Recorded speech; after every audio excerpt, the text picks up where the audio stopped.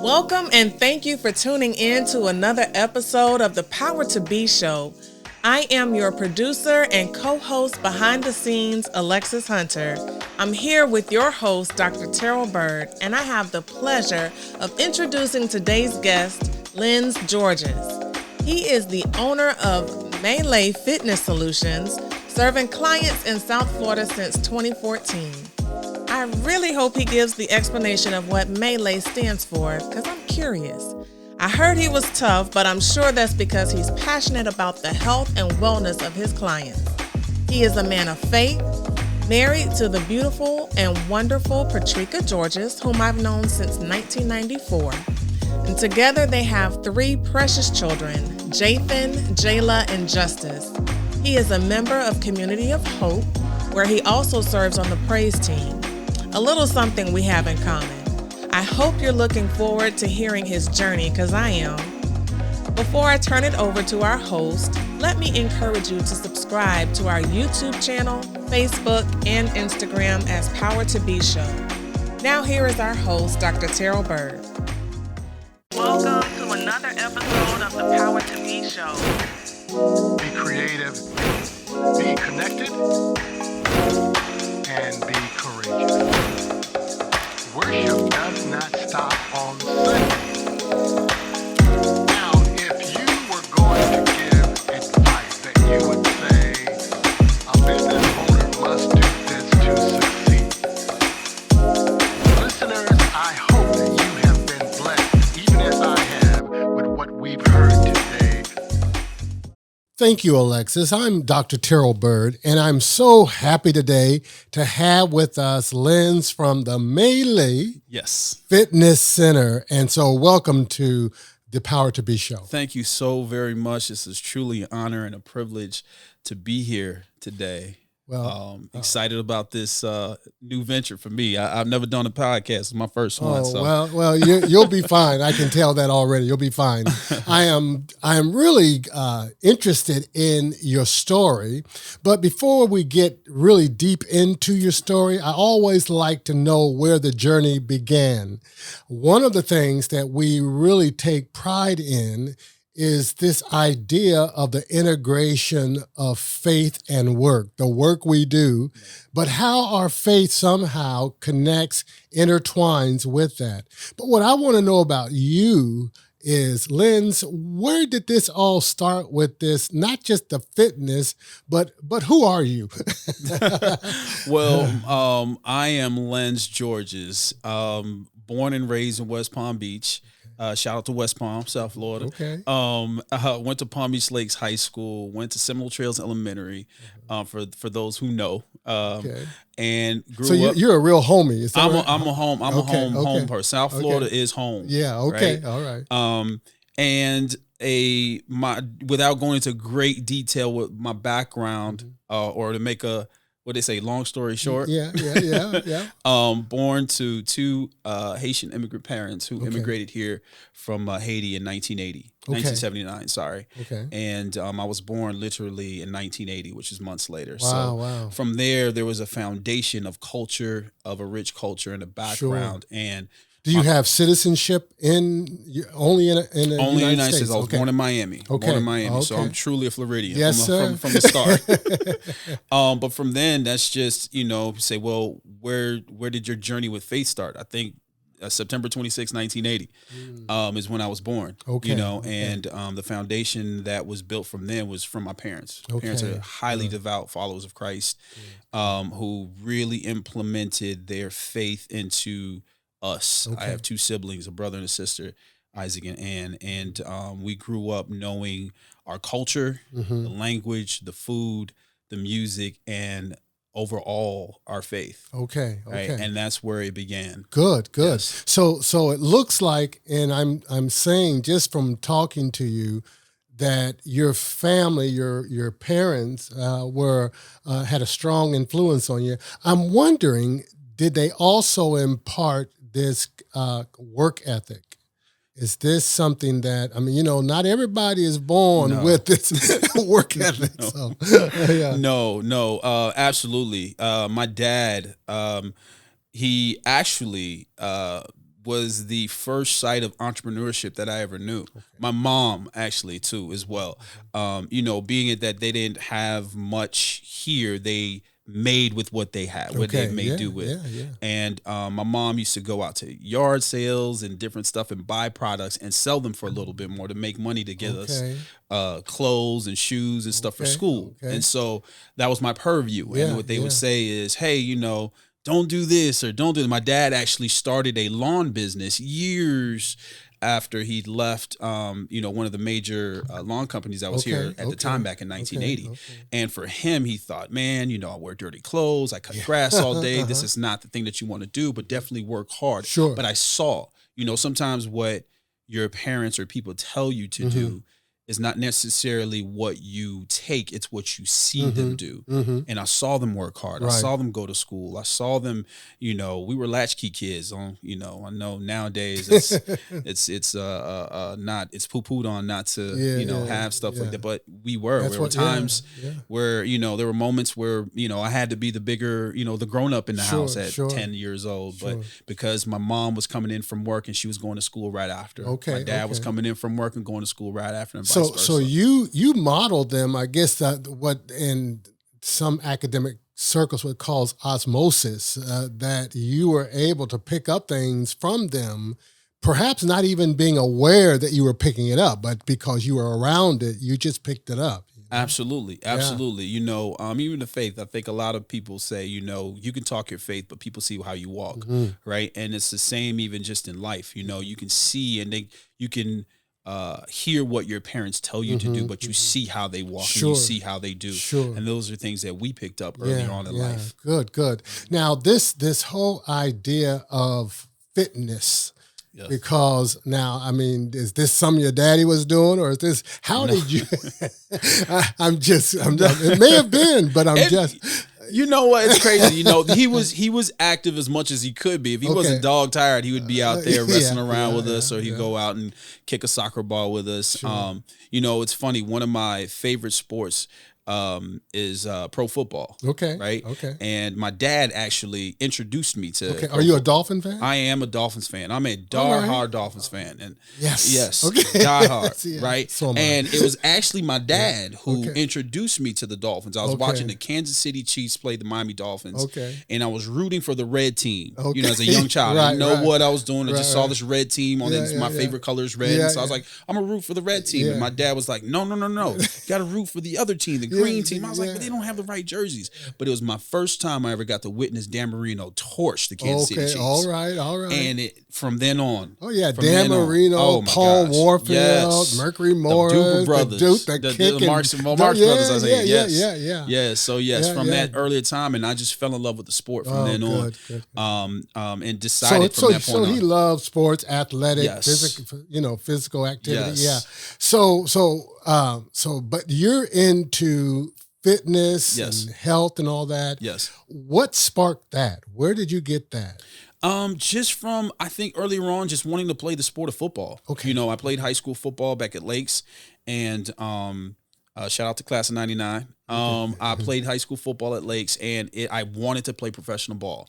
And at the time, you may want to go play professional ball, but being able to go out there, go to school, and actually make the pros. You know, it's one in whatever the number is. Make it. And from then on, I love the idea or how the physique looked on either the football players or people who were in shape. And I think that's just where the love began for just being in shape. Was always outside, Well, when I saw that, that's what you did. Because my nephew is a strength and conditioning coach for the New Orleans Saints. And so he always talks about the work he's doing and getting the players in shape. And I said, to play pro football, those guys have to be in really top shape, and somebody's doing the work behind the scenes. Absolutely. I mean, it's something that I fell in love with, and not only just fell in love with, but just like nephew. Just like your nephew. I wanted to kind of merge the worlds on just preparing for the season, preparing to play, and that was one of the other things that I did too. Was well, I didn't get the call here, I didn't get the scholarship here. Well, at least let me stay in shape for that opportunity, right? right? And so, I always was conditioning, always was running around, and doing those things that most people didn't want to do in the heat of the South Florida sun. Right. So you played football. So what position were you? I was a defensive back, linebacker, anything they would put me at, I'll try to play. I just want to play the sport, and so. It was just something that I enjoyed even to this day. If I find a flag football game to go to, I'll try and go do even at 40-something. But I try to get out there and try to do something other than just fitness itself. So. Okay, so you've always had lightness. You always desired to be around the athletic kind of thing, and yes. So with that. Because there is the entrepreneurial side that, it's are you working for somebody else or are you going to work for yourself? Right. So what kind of push you or move you into that direction? The corporate world. Okay. Gotcha. And it's, I don't want to poo-poo on the corporate world because I know a lot of people love certain things that they do. They enjoy the corporate, side of life, going in, clocking in at 9, clocking out at 5. They love that. And I don't want to poo-poo on that. But it was something that really clicked for me. My wife, shout out to Patricia and my babies. All right. We moved to Atlanta earlier on in our marriage. And while we were there, one of the places that I worked in was the Atlanta Financial Center. And in that club was a fitness club. Okay. And the place, I enjoyed working there. I loved working at the fitness. I opened up the club at 5:30 in the morning. People were like, 5:30 in the morning? You getting up at 4:45? I'm like, yeah, I loved it. One, I didn't have to fight traffic to get down there. If anybody knows from Atlanta. Yeah. So it wasn't. I enjoyed that job tremendously, and but one of the things that really made a impact on me was that no matter how hard you put in that work in the corporate world, no matter how many years you put into it, no matter how much you gave your blood, sweat, and tears. Sometimes you go in there with the flu. You don't tell nobody, but you got to go get the paycheck. Yeah, and at the drop of a dime, they can let you go. For any reason. So that's security, lack of security. Right. Yeah. And I said to myself at the time, had a conversation with God, and I said, well, Lord, one, if there's something that I could do for the rest of my life and not have to worry about, money and not have to worry about where my next, but I can enjoy doing it, what would it be?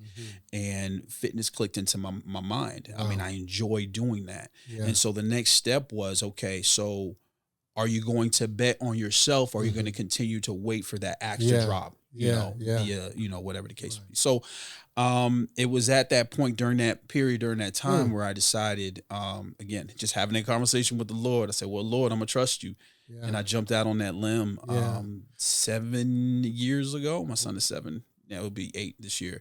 Almost 8 years ago, I made that decision. And good. By the grace of God, I'm still wow, doing that's great. That's great. I don't know. It may have been Steve Harvey, if I could quote Steve Harvey. Yeah. But he talked about it's not only that you must have passion, but you also must have the gift. Yes. And so, because the gift is really what makes the room for you. People can be passionate about a lot of things. Absolutely. But if they don't have the gift. So it seems that you have both the passion and the gift, which really makes what you do effective and work.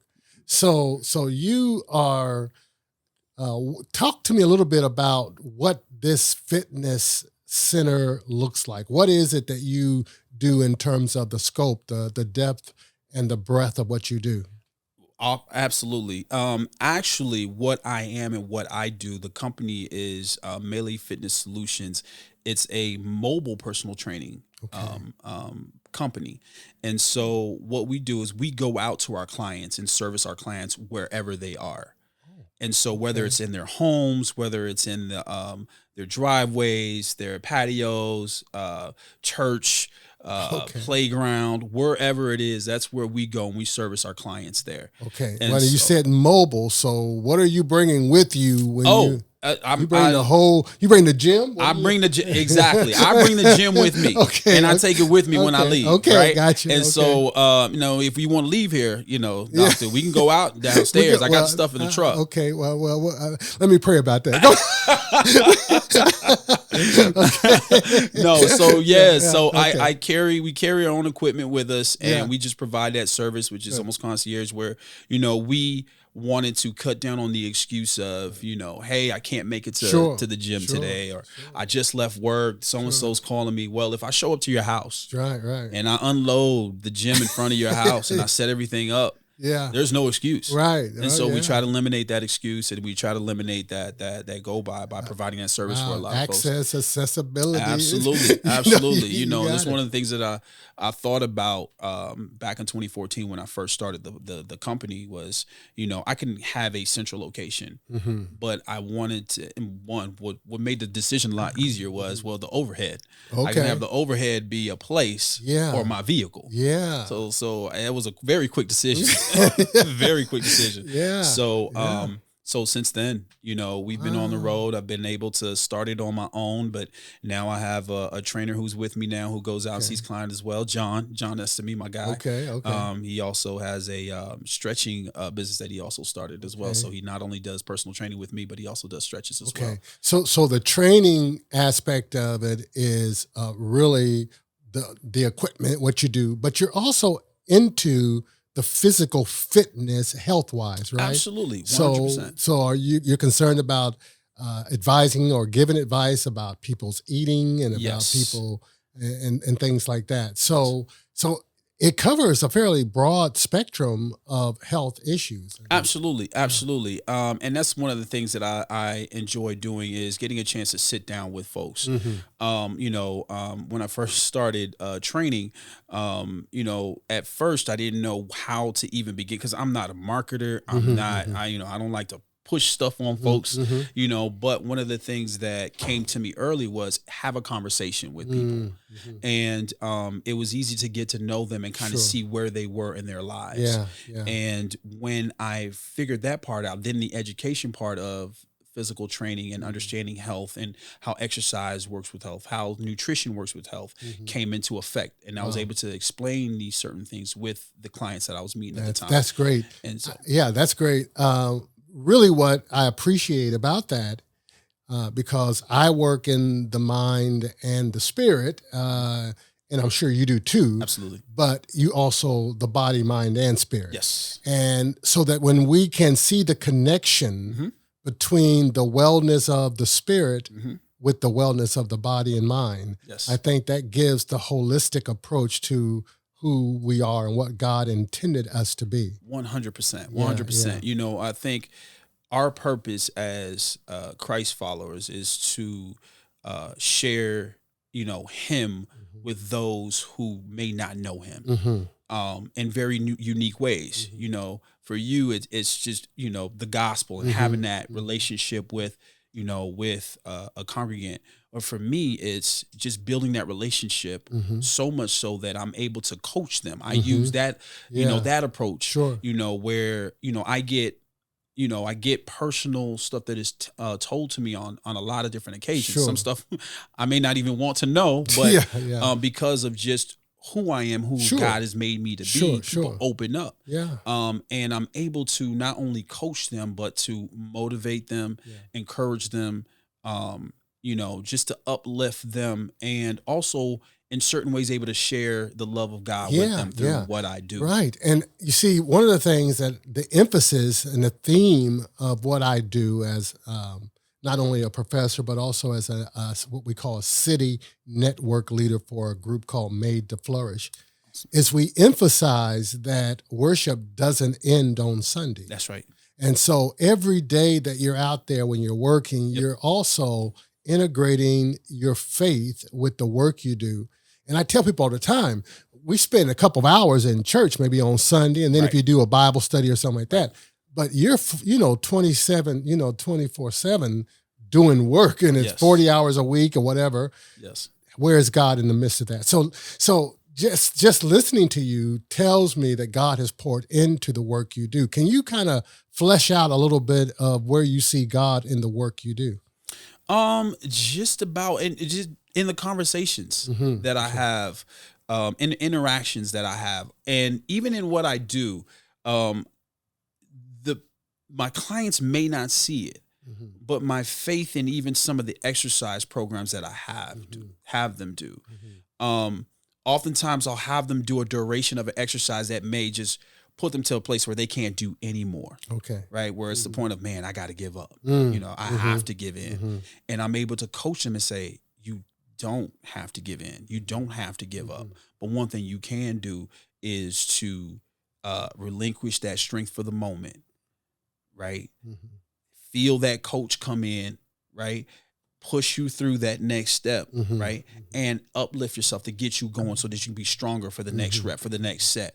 And what they don't see is I'm trying to infuse that part of faith into that conversation without bombarding them with the word of God. But godly virtues, absolutely, of endurance, absolutely, of patience, of work, you know, and the value of work, right? And I think that to me, sometimes we miss that because sometimes we become so spiritually minded that we're kind of earthly good. Right. But I think that when you can tell people that the physical work is important as well.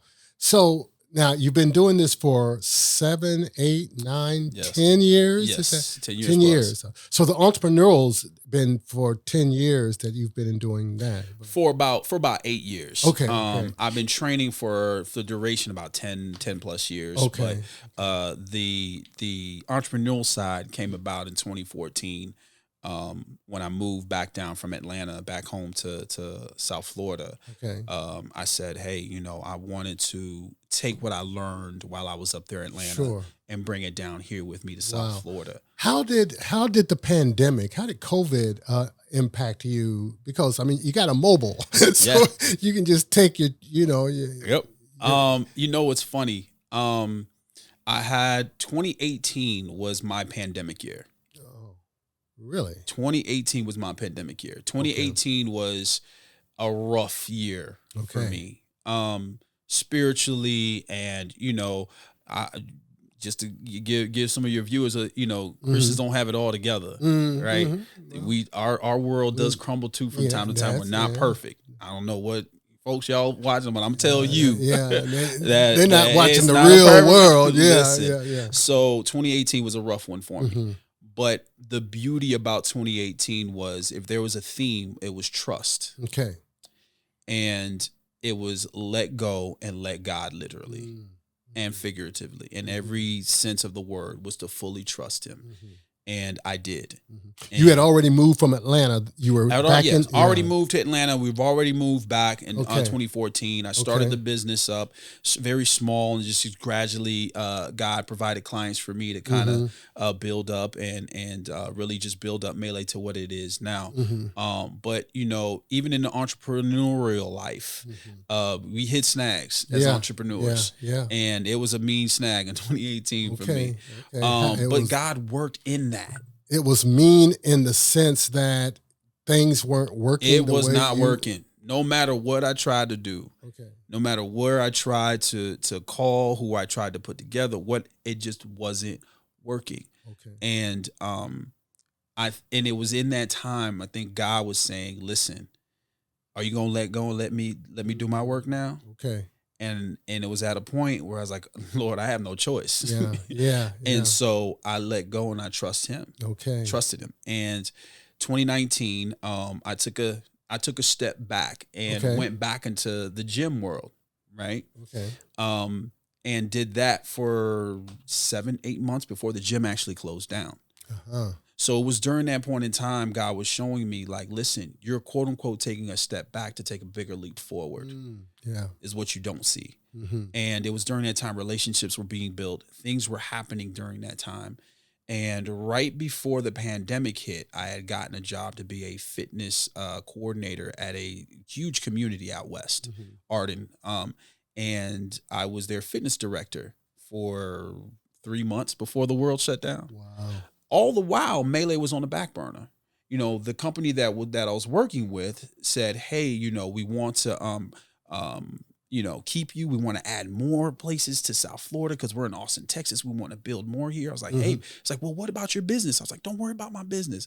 God is gonna take care of that. Just let's get this thing going." Yeah. And then the pandemic happened and literally cut the bottom out of Wow. out of me. And where most people would cave in or cater to what was going on at the time, which they more than likely did.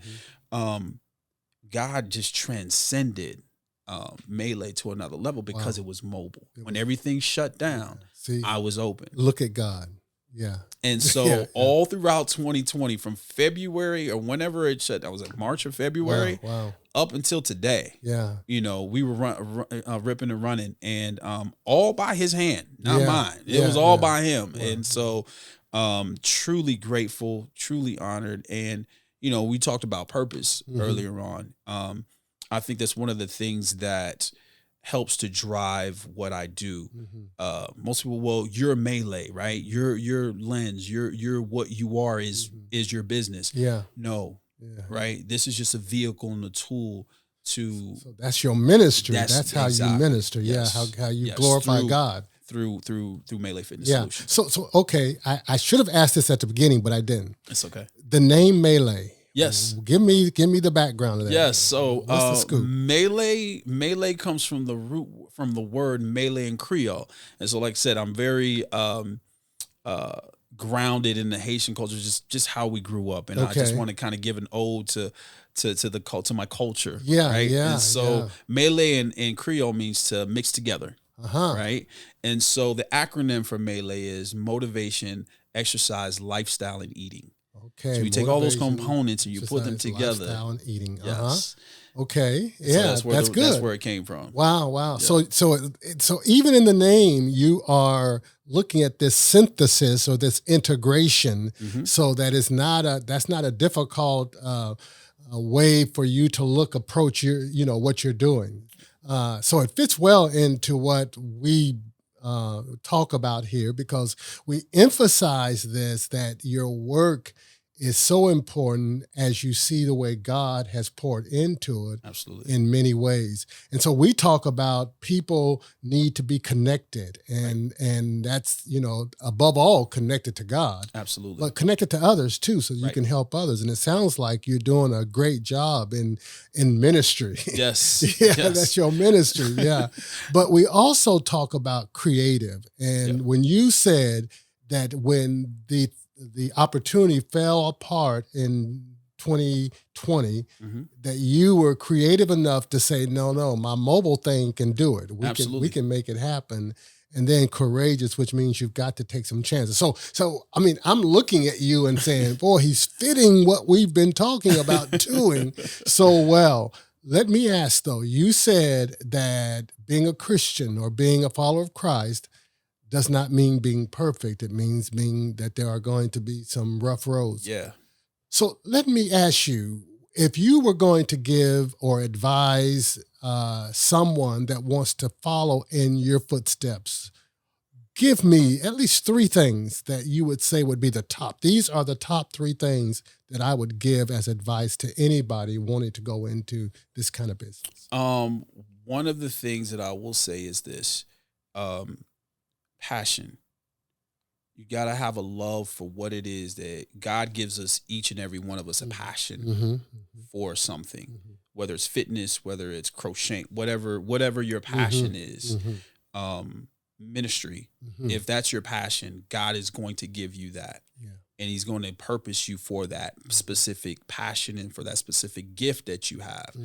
So seek him to know what it is that passion is and where he's leading you to do. Okay. The second thing I think is just trust. Trust. And like I said, that was one of the biggest changes, the biggest word in the faith sometimes is seasons, and we all go through different seasons. And that season of life taught me to trust him no matter what. right? Whether I have a gazillion dollars or $5 to my name, Sure. I'm going to trust God, because Sure. if I'm still here on this planet, on this side of heaven, it's because He's brought me up this Right. far. Yeah. And He has not let me through, no matter what my situation so is. passion, trust, in and the God. last thing is just living in your purpose. Living your purpose. Okay. Living in your purpose, and Just again, doing it, huh? just doing what it is that God has called you to do. You know, if I could throw a fourth one in, which is probably at the top, is if you don't have one already, a relationship with Christ Okay. is truly key. It's the driving force, and He will lead and guide and direct you to where it is that He would have you do, be, say, whatever the case may be. Yeah. So it's not by chance. It's by design, divine design. Absolutely. 100%. That you are doing what you do 100%. the way you're doing it. Pitfalls. Yes. Are there pitfalls? Absolutely. And if there are pitfalls, what are they? Oh man. One, trusting too much in you and yourself. Okay. In your own strength and your own, knowledge and your own merit. Trusting way too much in you is I fell in that pit. Okay. Many times. Okay. And that is one of the biggest pitfalls that you could ever fall into. It's a dangerous place to be, because it's a hole that you dig, and every time you try to climb out, you just dig that hole deeper. Yeah.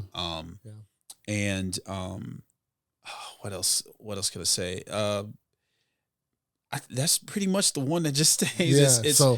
So it seems like you don't let self get in the way of what God is trying to do. Yeah, I try as much as possible. And it's a constant battle. It's a constant fight. We're human. Yeah, right. Absolutely. And so whenever things go great, you want to take, no matter how humble you are, you want to take credit for it, right? You want, but if it goes sour, if it goes bad, you don't want to take credit for it. Like, oh God, now help me, get out of this situation. Yeah. And He's a willing and loving God, and He will, bring you out. But it's until that moment you say, listen, Lord, this is all you. This is not of me. Well, that's great. Now, I know that you're also a father. Yes. And I know they all the names start with J. It's like the 3 J's. Yes. I say that, not the OJs, but the 3 J's. Okay. So the 3 J's, Jathan, Jalen, Justice. Shout out to my babies. Love y'all. Yes. So the next thing that I would kind of be curious about is, is how do we pour into those who are following us, our children?